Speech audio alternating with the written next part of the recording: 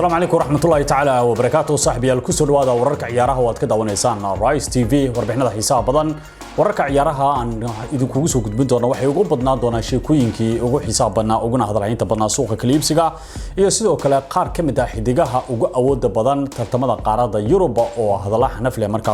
ku hadlayayno barnaamijkeena ku soo qaadan doona balse aynu ka horeyna kooxda kubadda cagta ee Manchester United ayaa rajo wanaagsan waxay ka leedahay isku day ku aadan xidiga ka tirsan kooxda Ajax Lisandro Martinez. Sheekadan ay waxay soo ibaxday kadib markii labadii maalmood ugu dambeysay maamulka kooxda kubadda cagta Manchester United ba ay markaa isku day xooggan bay sameeyeen dhinaca suuqa si ay markaa natiijo xooggan ay kaga soo gaaraan dalabka Iiraankaasi. maadaama horey kooxda kubadda cagta Arsenal adduun lacageed gaaraya 40 milyan oo lacagta euro-ga ay sheegtay inay markaa kula soo wareegi karaan xiddigaasi Martinez ugu dambeyntiina Ajax ay ka soo diiday hadda isku day kale ayaa la bilaabaya oo waxa la leeyahay xiddigani ayaa sare kac hoogan marka qiimihiisa ku imaan kara maadaama ay soo badan karaan qaar kamid ah kooxaha sida weyn loo xiriirinayo laacibka Lisandro Martinez shakhsiyan ba xiddigan ayaa u hanqaltaagay oo soo dhaqaaqista horyaalka Premier League inkastoo ay kooxda Ajax markaa ay go'aansanayso inay gacantooda ka bixiyaan xagaagana لاعبka kooxda kubadda cagta Paris Saint-Germain ee Neymar Jr ayaa ugu dambeyntii waxa uu aqbalay inuu isaga dhaqaaqo garoonka kooxda PSG waxaana labadii toddobaad ugu dambeysay warbaahinada kala duwan ee reer Yurub ay aad u hadlayeen mustaqbalka wiilka Brazil ee Neymar Jr sheekadan ayaa waxay soo ibaxday kadib markii hantilaha sare ee kooxda kubadda cagta Paris Saint-Germain Nasser Al-Khelaifi uu yiri waxaan doonaynaa inaan lumino xidiga Neymar Jr waxaana sidoo kale ay sheegeen inay kaga faa'iideysan doonaan dhaqaalaha faraha badan oo ka qaadanayo kooxda xidiga kale oo la doonayo inay samata bixiyaan sanadaha soo socda mustaqbalka kooxda Paris Saint-Germain أبار العجران كان يهري وعدي إنه ويلكيس مركا وديار وياه إنه كذا قام مجال باريس لكن جود هم بودون ويلكيس لوج عنجلية الدون لبا بقول مليون تاسو مركا وكش جاي إنه تهاي أدينا عم مشارات كيسا أساس درت هذا هذا نيمر أيام مركا دون يجود هم بإنه كاب بدش كوحد كبدا عكت باريس الجرمان شكذا الله ياب كلا يا بلينير كعصوب كوحد كبدا عكت جلسي أيام مركا إندانا يا إن مركا لو بطو dhinaca iyo Neymar sheekadaasi oo la doonayo in Iiraanku markaa uu soo dhaqaaqo gigada Stamford Bridge oo ay Chelsea markaa ku ciyaareyso hadaba ninkan reer Mareykan ayaa waxa uu aaminsan yahay in Neymar wax weyn uu ku soo kordhin karo sidoo kalena ay aad markaa u taabacsan yihiin taageerayaasha faraha badan ee kooxda kubadda cagta ee Chelsea sidoo markaa uu tilmaamay wuxuuna ka mid noqon doonaa ciyaartooyda lagu adkeyn doono mustaqbalka kooxda Chelsea kaliya waxa laga sugi doonaa go'aanka ugu dambeeya ninkan reer Brazil ee Neymar Jr dhowr kooxood ee ka dhisan horyaalka Premier League ayaa laga warqabaa inay si gaar ah u daneynayaan xaaladda laacibka reer Brazil ee Neymar Jr ciidanka ka soo jeeda qaaradda Afrika ee Riyad Mahrez ayaa lagu talinayaa inuu ka fiirsado mustaqbalkiisa garoonka Etihad Stadium laacibkani ayaana markaa la sheegayay in ay suurtagal noqon karto ka dhaqaaqista garoonka Etihad Stadium ee kooxda kubadda cagta ee Manchester City maadaama laacibkani Riyad Mahrez uu aad markaa u doonayay in sanado kale uu ku sii sugnaado garoonka Etihad Stadium haddana mar walba waxa uu rajeynayaa in uu helo heshiis kordhin waqti dheer ah kooxda kubadda cagta ee Manchester City tababaraha kooxda kubadda cagta Manchester City Pep Guardiola ayaa sidoo kale tilmaamaya in Riyad Mahrez uu yahay xidig aad u wanaagsan la doonayana in waqti kale uu ku sii qaato garoonka kooxda kubadda cagta ee Manchester City 31 jirkan Riyad Mahrez ayaa maraya waqtigiisa gabagabada ee kooxda kubadda cagta ee Manchester City inkastoo hadda la leeyahay aragti koowaad ayaa la eegi doonaa cidda markaa raaci doonto laacibka reer Brazil ee Gabriel Jesus oo dhawaan markaa u dhaqaaqay garoonka Imaaraadka kooxda Arsenal sidoo kale loo filayo ciyaartooy uu ka mid yahay Riyad Mahrez iyo sidoo kale Ake iyo xidiga kale uu ka mid yahay xidiga Zinchenko laakiin wiilkan u dhashay dalkaasi Algeria ayaana markaa la sheegaya inuu noqon doono mid lagu abaalmarin doono heshiisa taasoo wararka qaarkood ay tilmaamayaan in City markaa ay qarka u saaran tahay heshiisa 3 sanadood in ciiraankana lagu abaalmarin doono Mahrez ayaa tan xilligii uu soo dhaqaaqay kooxda kubadda cagta ee Manchester City sanadii 2018 adduun 60 milyan oo lacagta banka ayaa suurtageliyay 63 gool 45 kalena waa uu ka caabiyay 188 kulan oo markaa tartamada dhan ka soo dhaxmuuqday tababaraha kooxda kubadda cagta Manchester United ee Erik ten Hag ayaa fursad xooggan u arkaya sheekada ku aadan ba inay ku soo biirayaan qaar kamid ah kooxaha ka dhisan Premier League dalabka ku aadan xidiga Fran Dion هذا هو ترتن عادو أذق لكن مهمة وحي تهاي إن كسو جولجارنو لاعب كانوا لشدال كاسي هولان فرانزيون وويه وجود بيبقى عاد مركا لشاعين يبقى إنه كوسي لباني كوبيريست استاديا كوحدو كبدا عكتا مانشستر يونايتد أول ترافود صحفي كراتري يعني فابريزيو رومانو أيا يري شكدو كو عادن حد كان فرانزيون سيدا كوحا برشلونة مانشستر يونايتد تهاي ميد جبابسيا كلية وحال دونيا إني مركا دمستران أنت كهرسن وضع هذا الكو عادن حد كاسي ديون شخصيا بلاعب كان يقول شدال كاسي هولان ديون أيا هريو عديي ميمدي سويني inay tahay u dhaqaaqista kooxda kubadda cagta Manchester United laacibkani ayana xidig marka uu aaminsan yahay tababaraha cusub ee kooxda kubadda cagta Manchester United Erik ten Hag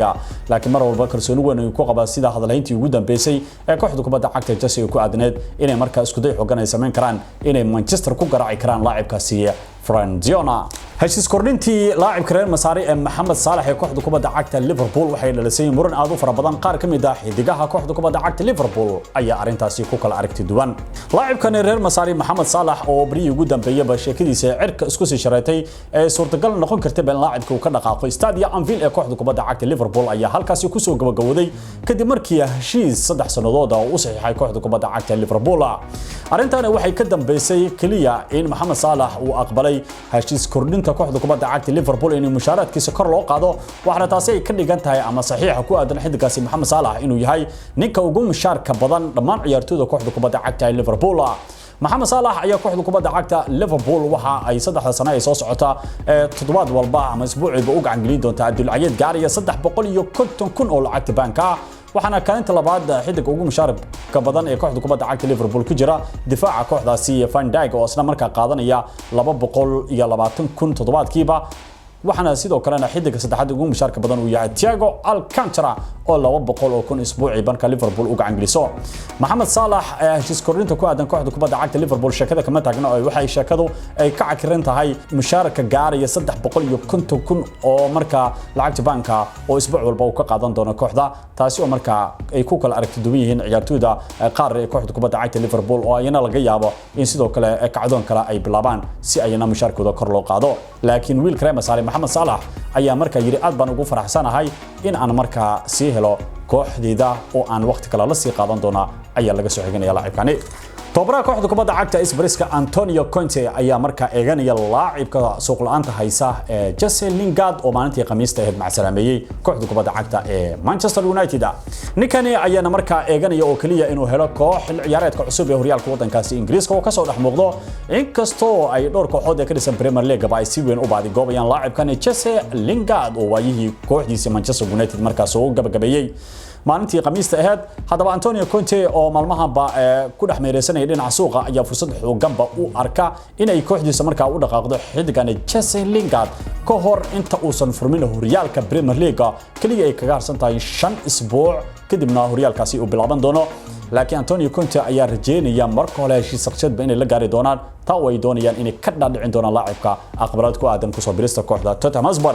laacibka kooxda Manchester City Raheem Sterling ayaa ugu dambeyntii waxa uu aad markaa u soo dhaweeyay dalabkii ugu dambeeyay ee tababaraha kooxda kubadda cagta Chelsea Thomas Tuchel laacibkan Raheem Sterling ayaa markaa ogolaanaya guud ahaanba inuu u dhaqaaqo gigida Stamford Bridge kadib markii ay soo baxeen war ay markaa farxad gelin kara laacibkan u dhashay wadankaasi Ingiriiska ee Raheem Sterling taas oo ugu dambeyntii laacibka uu yiri waxaan doonayaa inaan markaa la shaqeeyo Thomas Tuchel kooxda kubadda cagta Chelsea waa koox awood badan waxaan jeclaan lahaa inaan ku sii nagaado horyaalka Premier League kaliya ma ahan hadii aan ka dhaqaaqayo garoonka Etihad Stadium inaan markaa helo meel ka baxsan horyaalka Premier League kooxda kubadda cagta Chelsea ayaa hadda markaa qarka u saareynay soo gabagabeeyaan shakada ku aadan xidigaasi Raheem Sterling taas oo ay markaa rajeynayaan in shakadiisa ay ku soo gabagabeyn karaan adduun lacageed gaariga 45 milyan oo lacagta banka ayadoo toddobaad ka hor kooxda kubadda cagta City ay sheegtay adduun 50 milyan inay ku fasaxi doonaan laacibkaasi laacibka reer Argentina Paulo Dybala ayaa sidoo kale waxa guud ahaanba sheegay in uu hakiyay dhowr dalab ay ka soo gaaray qaar kamid ah kooxaha ka dhisan horyaalka wadankaasi Ingiriiska Premier League waxaana ay kamid tahay sheekooyinka ugu xiisaha badan ee dhinaca suuqa Iiraankana ayaa doonaya inuu ku sii nagaado horyaalka sareeda wadankaasi Talyaaniga maalmihii ugu dambeeyayna dhowr kooxood ee ka dhisan horyaalka dalka Talyaaniga ayaa aad markaa ugu hardamayay haba ugu horeeyaan labada kooxood ee kala Inter Milan iyo AC Milan waxaana sidoo kale la sheegayaa in Iiraankani uu hakiyay ku dhawaad 4 kooxood ee ka dhisan horyaalka Premier League sida Manchester United, Newcastle, Aston Villa iyo